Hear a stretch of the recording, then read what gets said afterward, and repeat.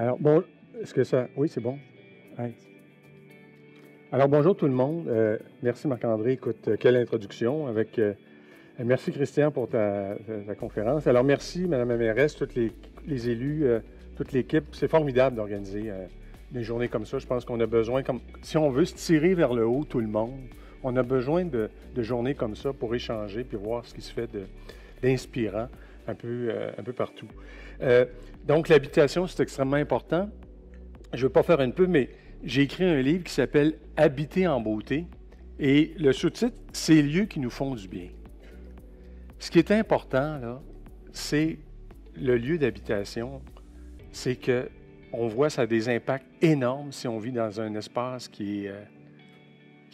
où il y a de la nature, où on a des espaces communautaires, où on a de la lumière, où on a la ventilation naturelle. Ça change complètement la vie des gens. Je raconte une anecdote. Il y a 2-3 ans, j'ai un de mes amis qui était complètement déprimé. Puis là, c'est un ami que j'ai depuis le cégep, donc depuis bien longtemps. Donc, j'ai dit, écoute, je vais aller prendre un verre chez toi. J'arrive chez eux, je dis, mais qu'est-ce que t'habites comment ça? Mais je viens de m'acheter un nouveau condo. Et là, j'ai dit, t'as pas de lumière dans ton condo? Bien, il regardait un mur de briques. Il n'y avait pas d'arbres. Puis ce qu'il y avait là, c'était quelques espaces de stationnement. Il était au nord, pas de lumière. Mais j'ai dit, écoute, va-t'en d'ici. Je veux dire, moi, ça fait 10 minutes que je suis là, puis je suis mal.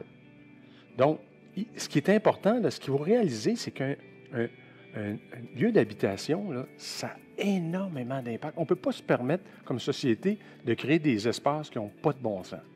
Malheureusement, on voit des fois quand on va vite, et c'est pour ça qu'on disait, il faut bien faire les choses. Et c'est ça que je trouve formidable de la ville, d'avoir une vision. Comment densifier, comment faire des espaces de grande qualité. Ça, je pense que c'est l'élément important. L'autre chose, Christian, tu l'as dit, il y a un changement de paradigme. Si on retourne le rêve il y a 25 ans, c'était chacun qui avait sa maison, son terrain, son auto, Alors, ce qu'on sait aujourd'hui, puis je vais vous donner des exemples parce que j'aime, par curiosité, me déplacer un peu partout, parce que quand on voit des bons exemples, je l'ai fait avec le Lab École, c'est comme ça que j'ai décidé de créer le Lab École. En allant, j'étais au Danemark, puis à un moment donné, je suis rentré dans une école. Quand j'ai écrit mon premier livre qui était « Ici, la beauté rendait heureux », j'ai vu des sourires partout. Tu rentres dans l'école, même celui qui faisait le ménage, le concierge, était fier d'être dans un lieu comme ça. Donc, c'était formidable. Il n'y avait pas de clôture, des arbres partout, les enfants qui jouaient, le soleil, tu te dis... Quand je voyais les écoles qu'on a fait pendant bien des décennies, un corridor, puis des places de chaque côté, des classes de chaque côté avec une cour en asphalte, pas d'arbres, je me disais, ouf! Alors, je vois maintenant, on parle de celle de Shefford, si vous voyez la Bécole, on se rencontre là, puis je retrouve tout le monde qui a le sourire, tout le monde qui est une espèce... Donc, l'impact du lieu où on est, autant pour le travail que pour vivre une très, très grande... On n'est pas la même personne. Si on est entouré d'arbres, si on a des espaces communautaires, il se crée cette vie communautaire qui est vraiment extraordinaire. Donc ça, je pense que c'est un défi qu'il faut faire, c'est-à-dire de faire en sorte que tous les espaces vont offrir une meilleure vie. Alors, l'autre chose aussi, je reviens à ce changement de paradigme-là, on rêvait de cette maison-là, comme tu dis, c'est plus possible aujourd'hui. Mais, ce qui est intéressant, c'est de dire qu'il peut y avoir des nouveaux modèles qui font que c'est encore mieux que la maison individuelle. Donc, moi, je parle de densité heureuse. Comment le fait de se rapprocher peut créer une vie encore plus agréable. Alors, c'est ce qu'on est allé voir, puis je vais vous montrer aujourd'hui des exemples. On développe un nouveau quartier dans une ville un peu de la taille de Granby. Donc, on essaie de voir. Et ce que je suis étonné, on fait des présentations publiques, et les gens sont là, puis sont déjà dans la salle, en disant, bien, on peut-tu en acheter un tout de suite, là? Bien, je dis, écoutez, là, on est juste au plan d'ensemble. Mais c'est là qu'on voit qu'il y a de nouveaux modèles qui sont possibles, et tout de suite, ça favorise une façon plus agréable de vivre. Alors, c'est la ville heureuse. Je pense que c'est ça qui est important. Comment est-ce qu'on fait pour créer cette ville heureuse?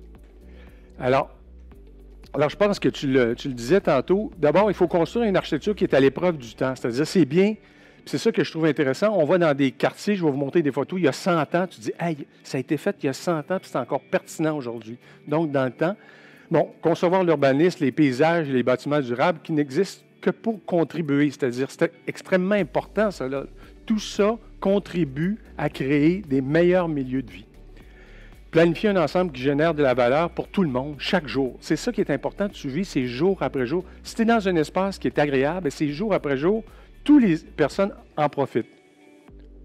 Bon, un des éléments qui est important, qu'on avait oublié depuis l'après-guerre, c'était l'expérience piétonne. On est tout le monde dans sa voiture.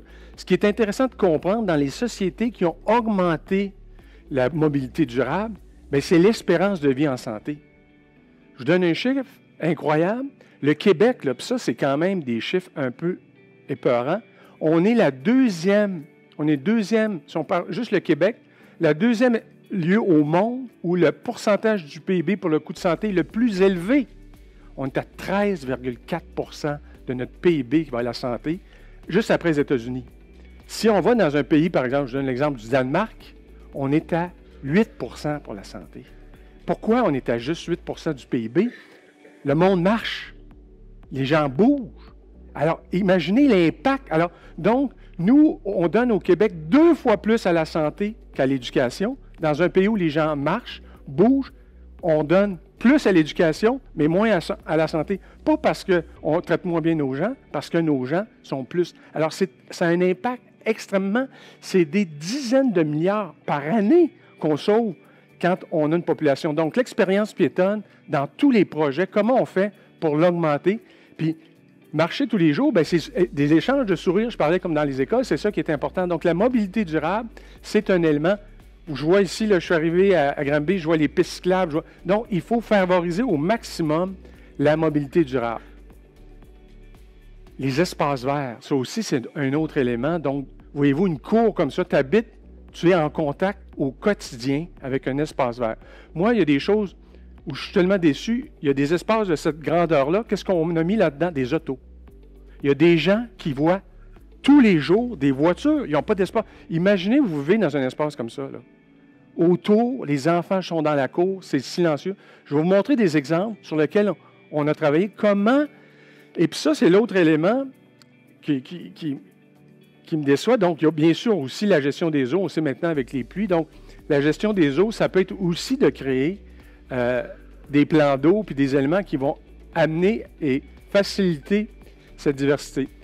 L'autre élément, je vous prends un exemple ici, de la diversité des types d'habitation. Donc ça, c'est une ancienne friche industrielle. Vous parliez tout à l'heure que vous en aviez une.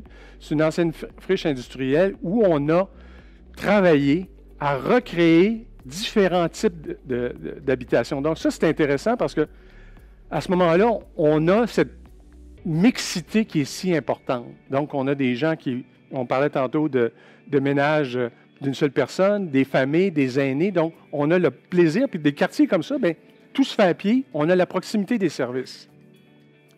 La proximité des services, c'est un autre enjeu. Je vais parler un petit peu plus tard, tout le monde le sait maintenant, le 15 minutes. Si vous pouvez tout faire à pied en 15 minutes, d'abord, pour la plupart des gens, bien, la deuxième voiture vient de sauter parce que tu peux... donc, c'est un coût énorme. Ce coût-là, il peut être mis dans l'habitation.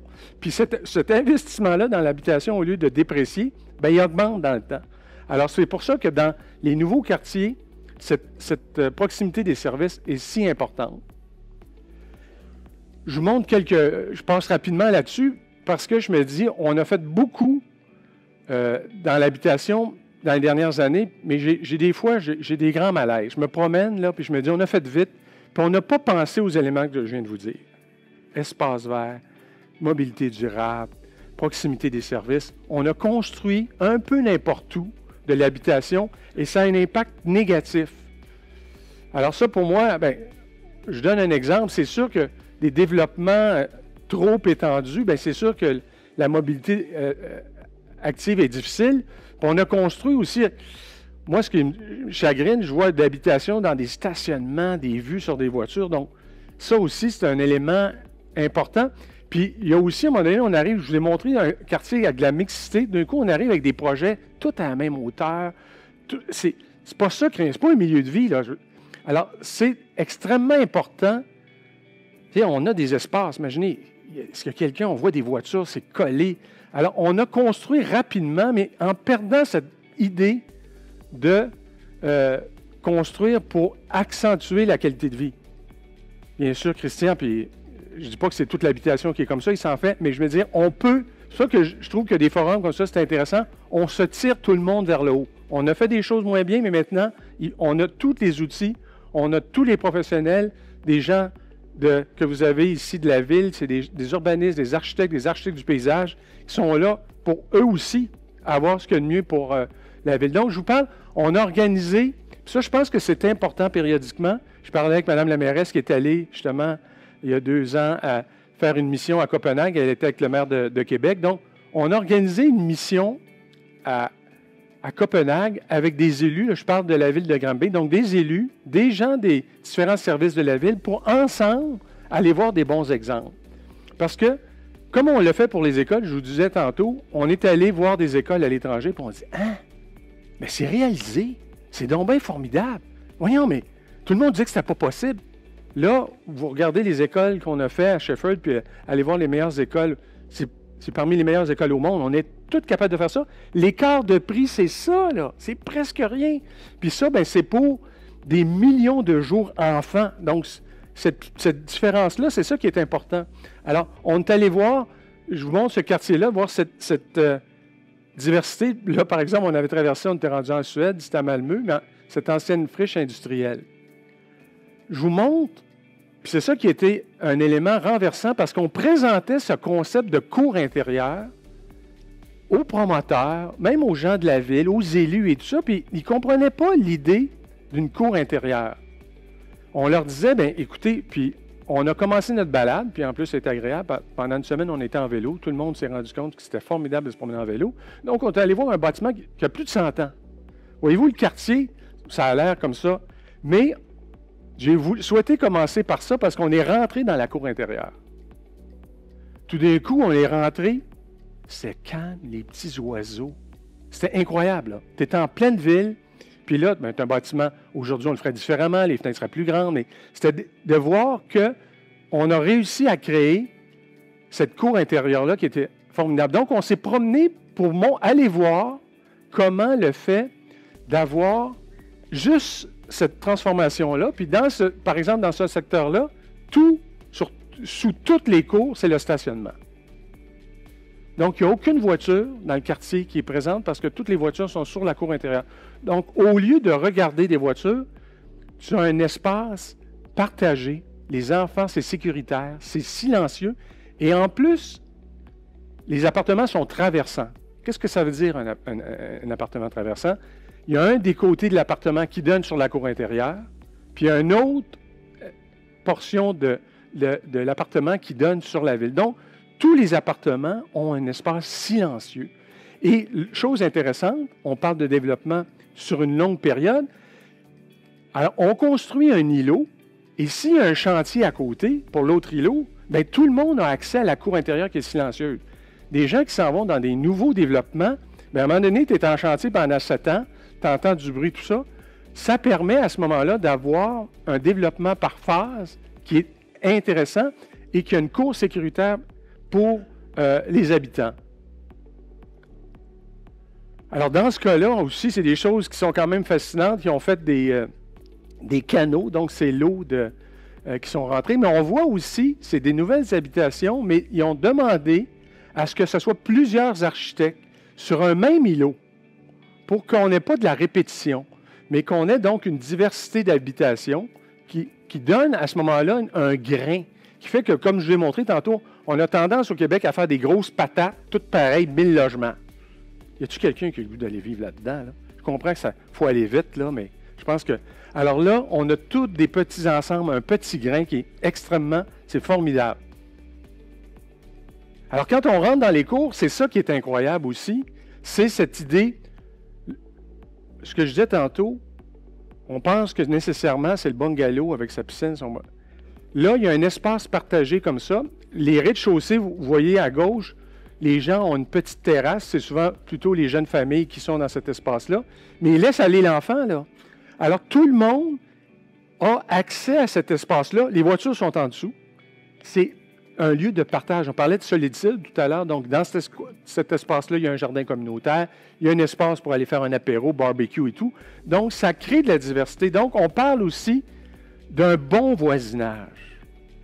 Et dans ça, c'est silencieux. Il y a une espèce de respect mutuel. Donc, les gens partagent un espace comme ça. Alors, en termes de densité, on est très, très, très loin de la maison individuelle, mais on permet cette cohabitation-là heureuse. Alors, il y a un autre modèle qu'on est allé voir aussi. C'est intéressant, je vous montre ça. Même pour moi, qui est architecte, je regardais ça comme plan, je dis ouais, ils l'ont échappé, c'est tout... Alors, c'est un ensemble de maisons rangées. Quand on le voit depuis les airs, on dit pas de voitures non plus. Toutes les voitures sont en dessous de cet îlot-là, puis les gens arrivent par les extrémités. Alors, souvent, là, je suis dans les gens se disent ouais, t'as un stationnement souterrain, c'est cher. Quand on met un stationnement sur 25 ou 30 ans, combien vous pensez que ça coûte par jour? Au lieu de dire, moi, je vais voir des voitures jusqu'à la fin de mes jours, là, je vais voir un espace vert, un parc silencieux où on va pouvoir se rencontrer. On parle de quoi? 4,25 par jour, quelque chose de genre? Alors, puis quand on fait des espaces comme ça, donc moi, je ne comprends pas qu'on permette encore à des habitations de voir juste des voitures, pas de lieu de sociabilisation, pas de terrain pour les enfants. Il y a, pour moi, une incompréhension de la valeur ajoutée de la présence de la nature. Alors, je vous présente un autre élément où on a fait en sorte que la voiture disparaît, puis on est dans la maison orangée. Alors, ça, à ce moment-là, comme les gens descendent sous, on a des ruelles vertes avec de la verdure, où on a des maisons en rangée comme ça, qui font un quartier qui est très, très dense, mais quand on se promène, on se balade, puis on a ça, donc les gens sortent dans la rue, on voit les enfants qui jouent au ballon et tout, donc aucune voiture. T'es comme à Venise. Alors, c'est fascinant comment, on était tous là, tout le monde disait, écoute, j'habiterai ici demain matin. Faire de la maison rangée comme ça, tout le monde ici, les promoteurs, les constructeurs, vous êtes capables de faire ça, là. C'est juste de changer la façon, la place qu'on donne à l'automobile. Alors, donc, un autre exemple qui est un peu dans l'esprit, Christian, bien sûr, travaille dans ça. Donc, encore là, un autre. À côté, donc, on voit cette mixité-là, puis une chose, vous voyez sa photo qui est assez extraordinaire. Il y a tout cet ensemble de maisons arrangées. Ils ont créé en U un bâtiment communautaire, puis ils ont créé une plage sur un plan d'eau qu'ils ont sorti. Donc, les gens partent de chez eux, s'en vont sur la plage, mais ça, c'est une plage, là. Elle ne descend pas graduellement dans le bassin, mais ils ont mis du sable et tout. Vous voyez le nombre de personnes? Alors, les gens partent de chez eux, pas d'auto, ils se promènent. On est en pleine ville, là. Ils s'en vont sur la plage, ils passent la fin. Ils ont les services dans le bâtiment en U. Je veux dire, c'est comme incroyable. C'est comme milieu de vie, là. Je parlais à des gens qui étaient là, ils disent, écoute, on passe nos vacances ici. Je veux dire, on part en vélo, on se promène. Donc, comment un milieu de vie bien pensé est extraordinaire. Donc, je vous présente un autre bâtiment qui est juste adjacent sur le bord du canal. Encore là, ce qu'on souhaitait voir, c'était l'impact de ça. C'est beau de vous voyez en photo, mais quand tu es là, avec des élus, avec des gens, les architectes du paysage, tu es là en même temps, tout le monde dit « Hein?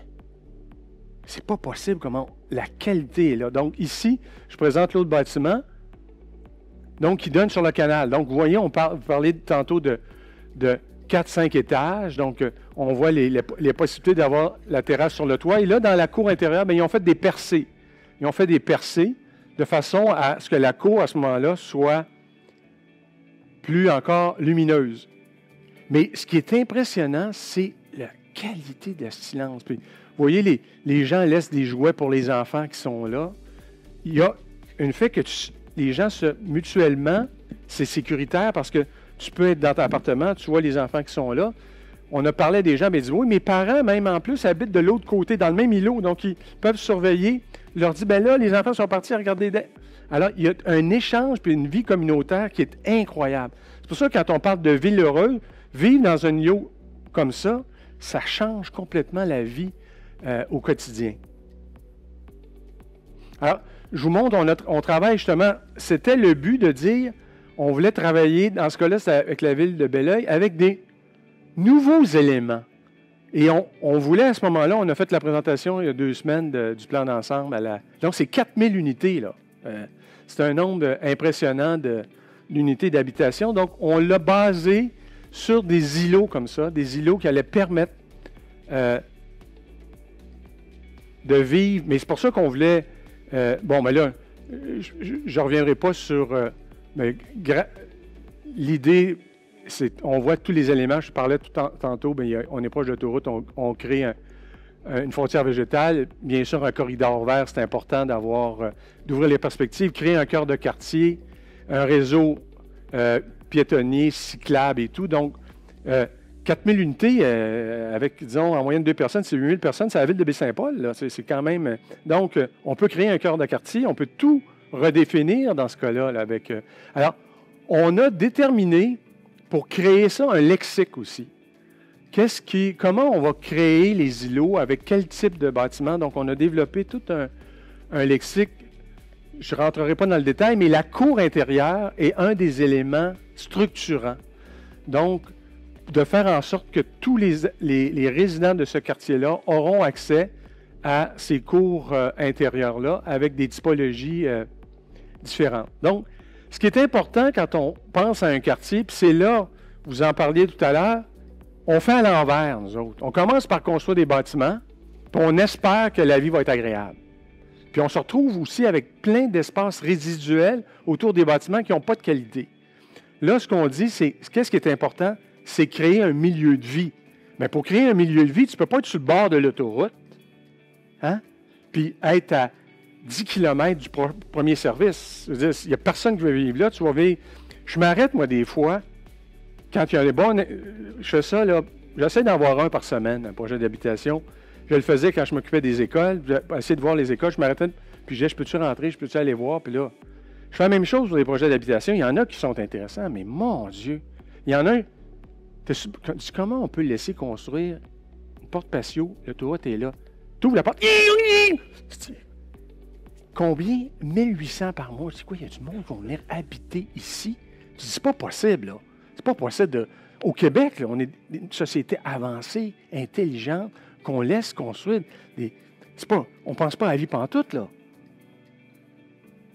Alors donc, pour soutenir une vie intéressante, il faut penser aux espaces publics, puis il faut qu'ils soient pensés. Au départ, on ne dit pas. Alors donc, on a planifié, nous, les espaces publics. On a pensé, bien évidemment, après ça, comme je vous montre ces espaces-là, c'est la vie pour qu'elle se déploie, qu'elle soit agréable, il faut que ce soit dans des lieux qui sont agréables. On ne peut pas faire ça dans un stationnement à côté d'un bâtiment. Alors, donc, on a toutes ces parcelles-là, puis ce qu'on veut, c'est que des parcelles comme ça soient accessibles rapidement depuis les habitations. Donc, on n'a pas d'habitation, là, mais on sait qu'il y a déjà un réseau d'espace à l'échelle humaine agréable pour la vie au quotidien. Et tout ça, on l'a fait dans le cadre du pourcentage qui était nécessaire. Bien sûr, arrivent les bâtiments ensuite, et c'est ça qui est important dans ce que je vous montre, la diversité. On ne peut pas avoir tous des condos patates de 5 étages, pareils, immenses, avec du stationnement en périphérie, là. Donc, c'est pour ça que cette diversité-là est importante. Alors, on a créé donc l'ensemble de ces îlots-là. Vous voyez où ils sont de configurations différentes. Il y en a qui ont de la maison arrangée, il y en a qui ont plusieurs étages. On crée à ce moment-là puis on a intégré, bien sûr, on le verra tout à l'heure, le cœur de quartier. L'école est là. Donc, l'école est au centre. Et tout le monde, dans un quartier comme ça, on regardait être à 10 minutes de tous les services de l'école, du terrain de jeu, de tout. Donc, c'est possible. L'avantage que c'est ça, dans la densité, quand elle est heureuse, elle permet de simplifier la vie de tout le monde. Donc, tu ne vas pas conduire ton enfant en auto, tu ne prends pas l'autobus.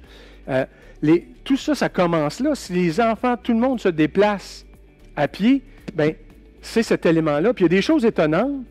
Je suis retourné dernièrement avec mon fils à l'école primaire où je suis allé. J'étais à Québec à ce moment-là. Et dans ce temps-là, on retournait à la maison manger le midi.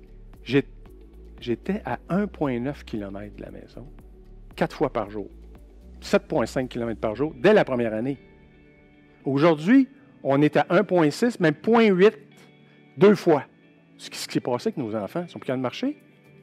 Alors moi, je visite des écoles, puis là, je vois à un moment donné, en plein cœur de quartier, 12 autobus. Mais comment ça? Bien, c'est 0,8.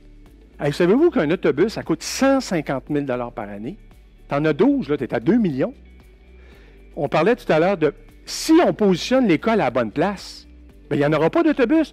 Ce 2 millions multiplié, imaginez-vous, après 50 ans, c'est 100 millions en déplacement. Puis les enfants sont de même. Au lieu d'avoir marché, d'avoir arrivé à l'école. Alors, la planification, imaginez-vous, mettez l'école au bon endroit, vous sauvez 100 millions. Les enfants vont marcher, vont être en santé, on va avoir... Donc, moi, je me promène, c'était ça, on a réussi, on a parlé, malheureusement, il reste encore des choses, mais à faire changer les choses. C'est tellement important dans la planification d'avoir les choses aux bons endroits. Donc, on a une coulée, bien sûr, verte, comme je vous montrais tout à l'heure dans le quartier, pour avoir la possibilité de drainer les eaux, mais ça donne la possibilité, quand on déambule dans un quartier comme ça, qu'il y a cette... Alors, je vous montre des croquis un peu d'atmosphère de ces maisons arrangées où, quand les gens sont dans ces ruelles partagées, bien, ils sont comme sur un trottoir. Alors, quand tu es avec ton auto, ben, tu n'as pas à aller loin, là, puis c'est pas une voie de transit, mais tout le monde, à ce moment-là, est en mode très, très lent. Donc, ça change que d'avoir un quartier résidentiel important. Donc, je reviens sur les éléments structurants pour développer un nouveau quartier, les axes verts. C'est tellement important, vous dites, vous les sauvez, mais dans votre nouveau développement, les espaces naturels, c'est important, mais il faut aussi en intégrer. La rue commerçante, la proximité de tous les services, aller au petit café. Je voyais avec Maxi, ils vont maintenant faire des épiceries, s'en rendre compte, plus petites pour que les gens puissent y aller à pied au lieu de prendre leur voiture. Puis si tu vas, au lieu d'aller une fois par semaine, bien, tu y vas 2 fois, tu marches plus, tu as des produits frais. Donc, c'est tout un cercle, moi j'appelle ça vertueux. On entre et tout ça est possible grâce à la planification et à l'aménagement. Vous le savez, bien sûr, vous de la ville, comment? Alors, ça ne se fait pas du jour au lendemain, mais on se connaît tout ça maintenant. Alors ça, c'est important, donc, de créer cette rue commerçante-là. Puis ce qui est assez intéressant au Danemark, c'est que pour s'assurer que dans la rue commerçante, il y aura tous les services, la ville reste propriétaire de plusieurs espaces commerciaux. Elle veut s'assurer que tout sera possible de faire à pied.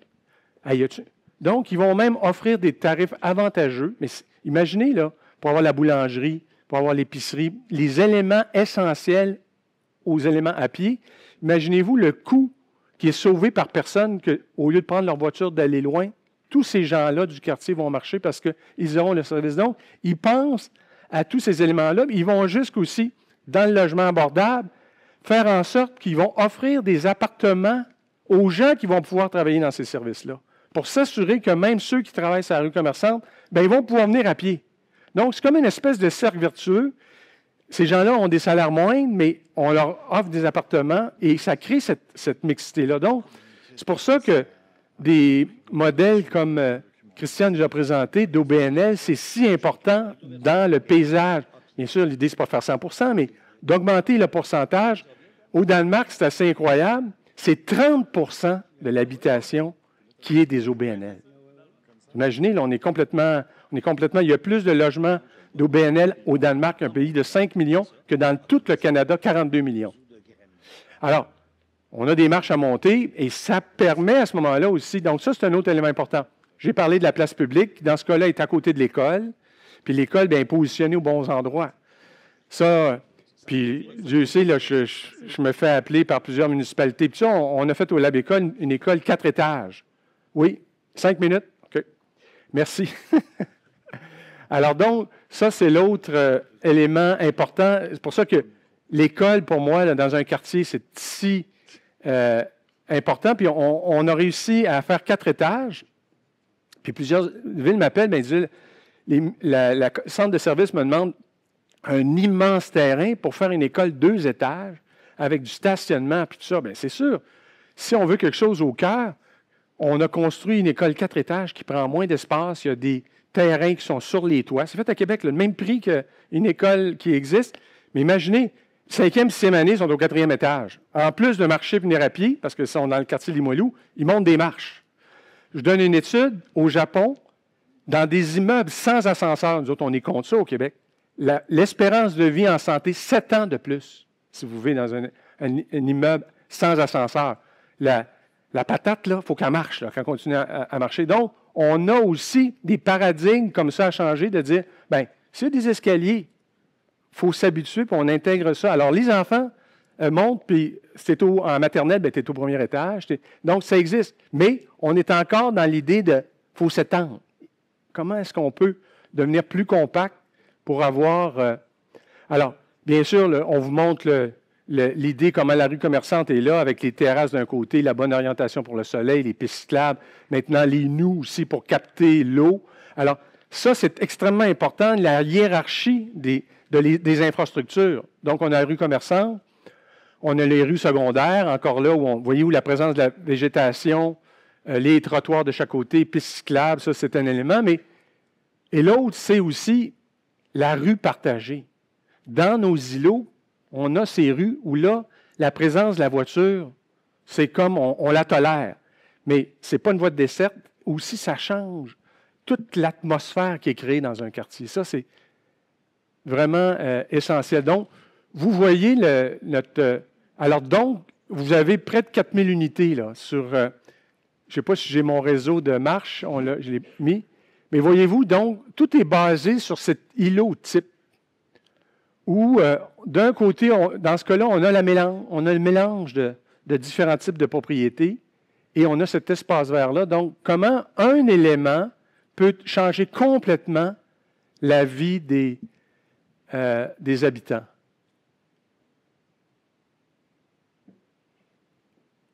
Donc, voyez-vous, déjà, on veut construire quelque chose, mais on a cette diversité qui fait qu'on a l'impression que c'est déjà un milieu de vie qui a une longue...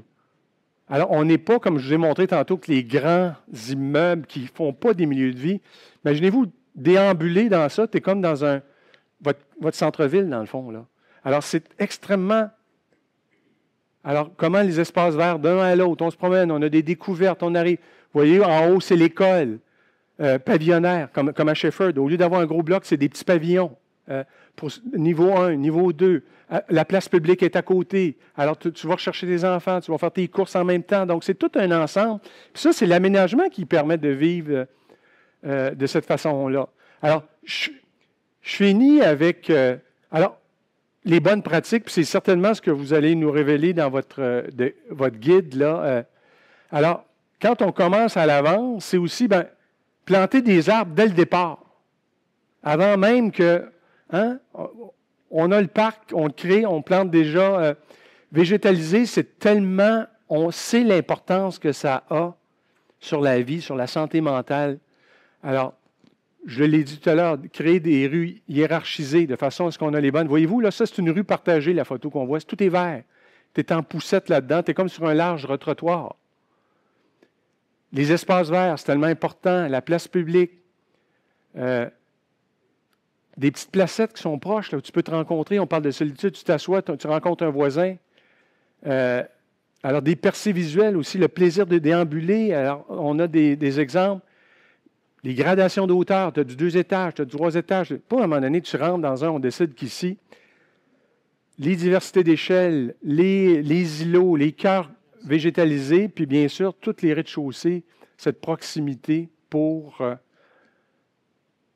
faire une vie à pied. Puis je vous dis qu'une ville heureuse, c'est des gens qui se rencontrent, qui se croient. C'est bien difficile le matin de faire un sourire quand tu es tout seul dans ton auto.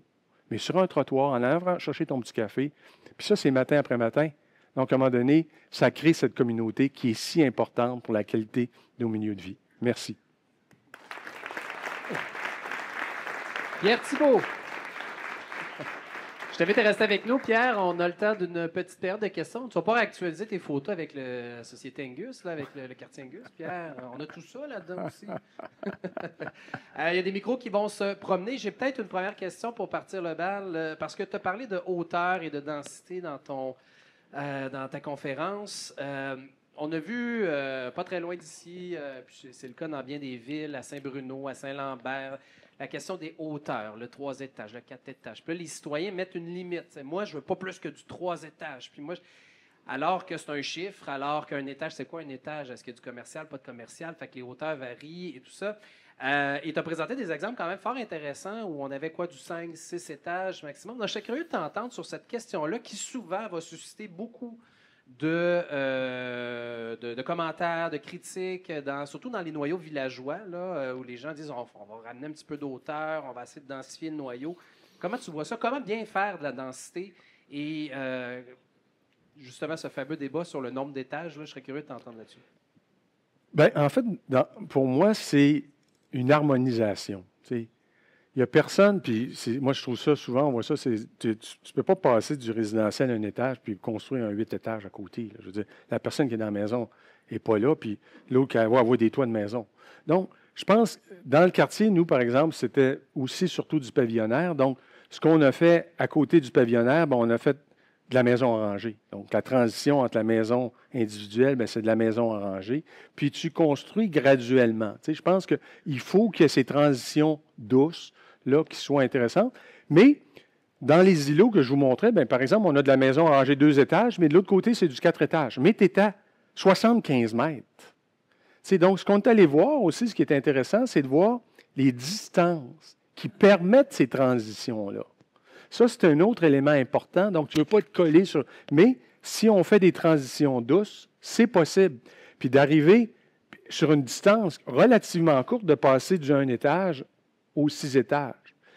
Puis, ce que je vous ai montré, puis nous non plus, on ne dépasse pas le 6 étages parce que par rapport au cours, c'est aussi, quand tu es dans ton logement ou ton condo, tu es dans le cours, tu reconnais ton enfant. Là. Je veux dire, il y a encore une notion de proximité. Tu l'entends même. « Hey, le dîner est servi. » Hey, viens faire tes devoirs. Tu sais, je veux dire, c'est possible. Là. Donc, comme tu le fais dans la résidence, tu es au 6e étage, puis tu peux avoir cet échange-là. Tu reconnais les traits des gens. Donc, ça crée cette... des personnes qui sont dans le jardin communautaire, c'est un tel, tu reconnais les gens. Donc, c'est pour ça que c'est intéressant, mais ça doit se faire en douceur. Puis moi, j'ai montré des images. J'aime la diversité. Ça crée des perspectives, puis le plaisir de déambuler dans le quartier. Donc, mais tout ça doit se faire. Et l'autre élément que j'envoyais justement heureusement avec moi pour développer ça dans les quartiers qu'on fait, c'est des maquettes, pas des maquettes virtuelles. Là. Tu peux dire n'importe quoi avec ça. Mais quand tu fais un quartier avec plusieurs appartements, tu fais la maquette du quartier. Puis là, avant de dire tu vois les hauteurs, tu vois les choses, tu vois la végétation.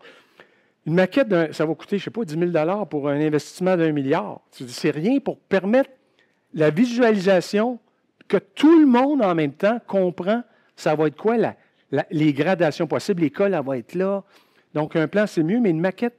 Donc, je trouve ça intéressant. Je me promène dans bien des villes, puis il y a des villes qui ont ça, un nouveau quartier. Ils ont un petit pavillon dans lequel on présente avec tous les outils comme ça, mais les gens peuvent aller voir. Il y a du visuel.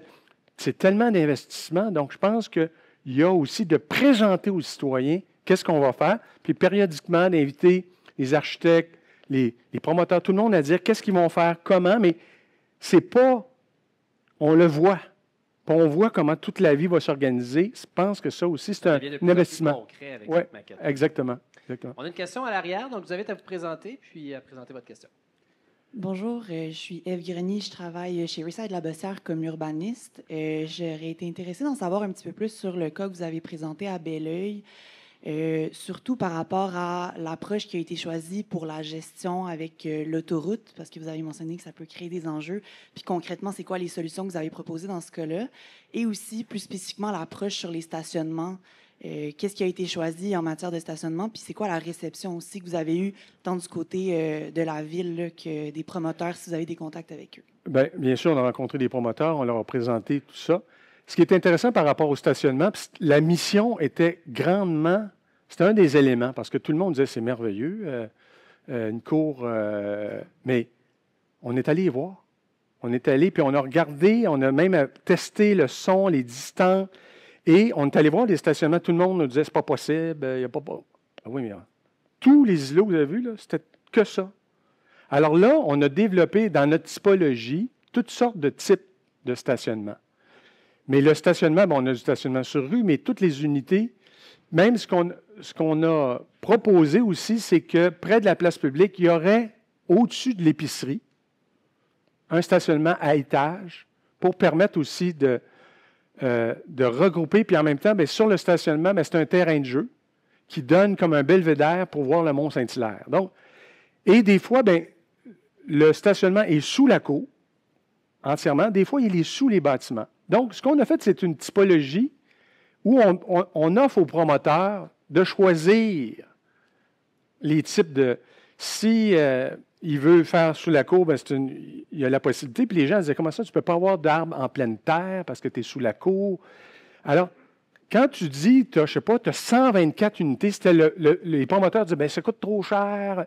Mais comme je vous dis, le 4,25 par jour, tu peux faire l'appartement, comme il est traversant, tu es sur la cour, l'appartement peut être légèrement plus petit, mais comme il est traversant, la perception va être aussi grande, puis ça va être investi à le mettre dans le stationnement, qui va faire que tu vas vivre dans le silence, puis dans la nature, puis tout. Tu sais, donc, alors, les élus, les gens des services, ils étaient absolument convaincus quand on est revenu. Après ça, tu es convaincant pour les gens qui veulent construire, puis les gens, puis tu leur montres le coût et tout. Là, tout le monde se dit, ouais, on a fait la présentation publique il y a 2 semaines. Il n'y a personne qui a dit, pas de bon sens, ça, là. Les promoteurs, on leur avait présenté. Donc, il y a aussi un changement de paradigme pour eux. Donc, de dire, on est habitué de faire ça, là, on fait autrement. C'est pour ça que je dis, des présentations comme ça, des séances comme ça, on se lève tous vers le haut, puis des choses qu'on pensait pas possibles, bien, comme tu dis, il faut se battre, il faut montrer. Mais c'est pour ça que d'aller voir des bons exemples, c'est si important de dire que ça fonctionne. Ça a des impacts positifs, puis ça rend la vie beaucoup plus heureuse. Alors, je ne sais pas si... Pour l'autoroute, on a mis, dans la portion qui est le long de l'autoroute, ça va être des bureaux qui vont servir d'écran pour protéger l'habitation. Puis là, on est allé jusqu'à 6 étages, puis graduellement, on redescend. Puis on a aussi une grande plantation. Donc, c'est comme ça qu'on fait, excusez-moi l'anglais, le buffer pour le son. Ça aussi, c'est un autre élément important. On a une autre question juste ici. Bonjour, je m'appelle Mathieu Robert des Constructions Clément Robert. On est une compagnie de construction. J'avais une question. Moi, je suis content que tu sois allé à Copenhague, un pays où il y a un hiver. La neige est gérée comment dans ces beaux projets de cours intérieurs? Bien, en fait, l'idée dans ça, là, c'est que la neige, là, on la laisse dans le cours. Comme on fait dans les écoles, quand tu déneiges juste le petit parcours, puis le reste, les enfants vont jouer dans le cours, ils finissent par le taper. Puis, alors, la neige, là, je veux dire, c'est quelques fois. Tu imagines, tu as 125 unités, 250 personnes, tu as un petit trottoir à pelleter. Je pense que le coût reporté sur 125 unités, ça doit coûter 25 cents par hiver à chacun. Tu sais, donc, c'est pour ça que je dis, on se met des fois des fausses barrières de se dire, une cour comme ça, c'est rien. Puis la neige, je la mets à côté, puis ça va faire un petit... Et c'est ça qui est fascinant, de voir qu'on peut utiliser une cour comme ça. Ça existe, là. Christian, ils ont du traversant, justement, et ils ont des cours comme ça. Donc, c'est des éléments. La neige, on voit, puis on dit, on est dans le sud du Québec, la quantité de neige qu'on va recevoir dans une cour, dans un hiver, ça ne sera pas énorme. Puis les éléments qui sont à déneiger, c'est minimal. Autre petite question juste ici. Andréane Larouche, députée de Shefford. Vous avez beaucoup parlé de densification et d'étages, donc de marche, forcément. Dans un contexte de vieillissement de la population, qu'est-ce qu'on fait avec l'accessibilité? L'accessibilité, on sait que ça peut toucher tout le monde, quelqu'un qui se blesse, qui a une maladie ou même une mère avec une poussette.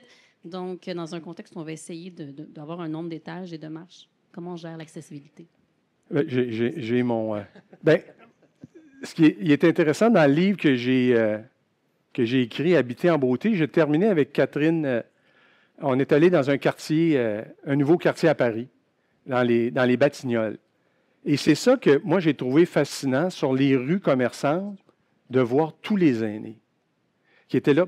Ce qui est une chose aussi, c'est que pour une espérance de vie en santé, il faut que les gens aient marché. C'est sûr que si tu as quelqu'un de 80 ans et il ne marche plus, bien, rapidement, il y a une perte de mobilité et tout. Là, ce qui est important, comme tu as la distance à pied, c'est à 5 ou 10 minutes. Les gens, ce n'est pas du jour au lendemain, ils marchent toute leur vie. Ils marchent à 70, ils marchent à 75, ils marchent à 80. Alors, ce qu'ils ont, c'est que leurs os et tout, c'est des gens qui sont moins susceptibles de se blesser, de voir. Alors, ça, c'est un élément. Mais bien sûr, quand je parle de rue partagée, on s'organise, les gens peuvent aller jusqu'à la rue, c'est la grande proximité. Il y a aussi cette idée de communauté, c'est-à-dire de s'entraider, d'avoir des personnes. Et c'est ça qui est un élément. Je donne un exemple. Encore là, au Danemark, par rapport aux aînés, c'est que nous, la majorité de l'argent, 75 de l'argent qu'on donne, c'est pour des RPA, tandis que les autres, 75 de l'argent, c'est pour de l'aide à domicile. Donc, on fait tout à l'envers encore au Québec par rapport à ça. Un coût vous savez ce que ça coûte une personne dans un HLM? Pas un HLM, dans un CHSLD, c'est plus de 100 000 par année, c'est un nombre de personnes. Eux, ils vont aider les gens graduellement dans leur habitat pour qu'ils restent fonctionnels chez eux, puis qu'ils continuent à marcher. S'il y a des problématiques, bien, il y a des gens qui vont les aider pour les déplacer, pour aller même leur porter de la nourriture. Mais c'est beaucoup moins coûteux d'avoir quelqu'un qui va te porter de la nourriture, qui vient voir une fois par jour, que de déplacer ces gens-là. Et c'est comme ça qu'il y a cette espèce d'entraide avec ce genre de service. Donc, dans un quartier à pied, puis ces gens-là, bien, ils sont là aussi, puis ils peuvent faire leur tournée dans le quartier pour aider les aînés à pied également, ceux qui travaillent. Pas besoin de se promener avec leur voiture un peu partout.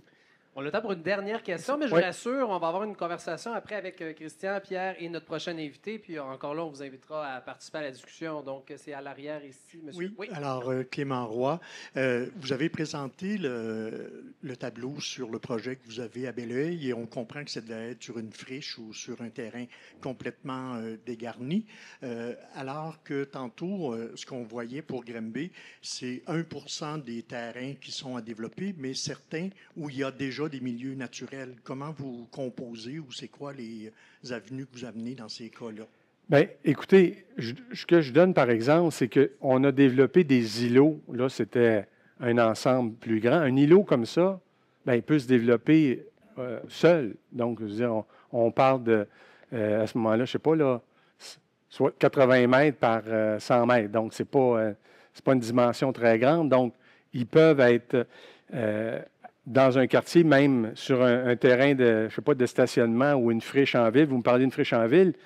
Cet élément-là, on l'a fait sur un quartier, mais l'îlot en soi, comme ça, il peut être mis dans différents lieux, dans différents endroits. Il peut même être combiné. On l'a fait à Québec. Il y avait un bâtiment existant, puis on est venu fermer la cour avec des nouveaux bâtiments, mais il y avait déjà un bâtiment qui était existant. Donc, on peut combiner cet élément-là avec d'autres. Puis, bien sûr, la présence des éléments de la nature, c'est important, mais ce qu'on se rend compte, c'est là où les gens du service d'urbanisme de la ville se sont rendus compte qu'il y a 10 que les promoteurs redonnent à la ville, mais déjà, la cour intérieure, imaginez, multipliée, c'est déjà un espace vert. Donc, les gens vivent dans un espace vert, puis on crée des espaces verts publics. Donc, la présence de la nature est comme amplifiée que plutôt de voir, vous regardez des quartiers, là, c'est du stationnement, c'est de l'asphalte partout, encore aujourd'hui.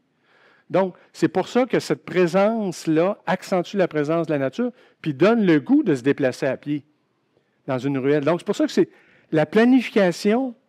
Puis moi, je me dis, on a un déficit de planification au Québec. On est allé montrer dans les écoles que c'était possible de le faire. J'ai travaillé 7 ans bénévolement avec Ricardo et Pierre. Puis le travail, je dirais, qu'on fait pour les municipalités, là, je reçois moins, puis là, je ne veux pas parler comment c'est fait parce pour faire un plan d'ensemble de 4000 unités que pour faire un plan de maison. Alors, on peut parler de bénévolat encore, là. Il y a quelque chose aussi qui ne fonctionne pas. Quand tu es en Europe, tu conçois des projets comme ça, tu reçois des honoraires justes. Puis là, je veux m'impliquer. Donc, je ne parle même pas, là. Moi, je peux me permettre de le faire. Rendu à l'âge que je suis, je peux travailler 7 ans bénévolement pour des écoles, puis me déplacer, puis rien me faire payer. Puis... Hein? Mais il arrive à un moment donné dans la vie, puis j'écris ces livres-là, puis j'écris tout ça. Je suis rendu à un moment, j'ai tout ce qu'il faut pour vivre. J'ai une maison à payer à mon âge. Donc, je n'ai pas besoin de grand-chose, là. Donc, avec mon équipe, puis tout ça, on se dit, bien, on accepte des contrats, effectivement, on sait qu'à la fin, ils vont nous coûter de l'argent. Mais on dit, on va avoir contribué à faire changer les choses. Donc, c'est une façon, il y en a qui redonnent à Centraide, tout ça. Nous, c'est une de nos façons. On ne peut pas faire ça sur tous les projets, là. Mais de temps en temps, on se dit, on va prendre un projet où on va s'investir davantage pour permettre à tout le monde de grandir. Donc, tu dis, si tu donnes un bon exemple, bien, ça donne un autre. Donc, vous donnez, vous êtes probablement impliqué dans le show, vous faites du bénévolat. Donc, chacun, moi, je me dis, je le fais avec mes compétences. Puis aussi, c'est motivant pour nos équipes d'arriver dans des projets où on a un résultat ensuite qui est au-delà de ce qu'on a fait. Donc, on a grandi collectivement. Puis si on le fait dans un cas comme ça pour 8000 personnes, bien, tu dis quand même, je vais avoir aidé du monde à être heureux toute leur vie, à être en santé, puis avoir un impact là, énorme. Donc, c'est pour ça, moi, je me dis, je suis heureux qu'on fasse ça parce que cet impact-là, puis je trouve que les villes ont tellement sur leurs épaules. Vous avez tellement là, écoutez, vous avez une responsabilité comme élu, comme personne dans l'administration. C'est énorme les responsabilités qui incombent. Les changements climatiques, je veux dire, enfin, c'est énorme. Alors, il faut être ensemble, bien armés, puis faire les bons choix pour faire en sorte que la ville va continuer à être de plus en plus heureuse. Merci beaucoup, Pierre Thibault.